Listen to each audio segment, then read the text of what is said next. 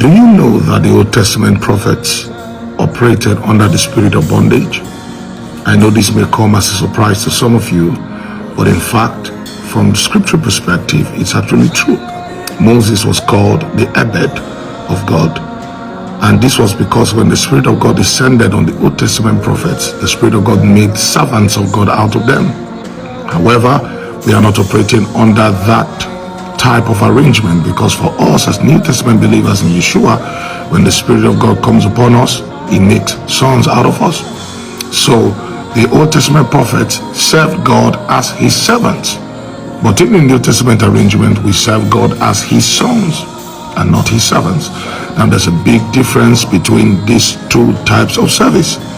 For the Old Testament prophets functioning under the Ebed priesthood, the servanthood priesthood, there we are caused to fear God.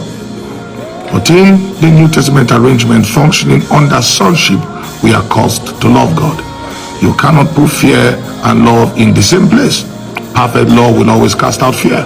So what was the fear of God for the Old Testament believers became the love of God for us.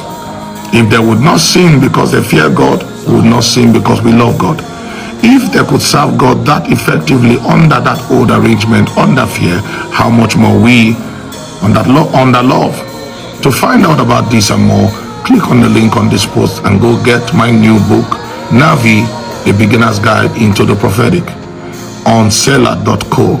It is going to open your eyes and revolutionize how you view the prophetic so that you can become an effective New Testament prophet. God bless you. Shalom.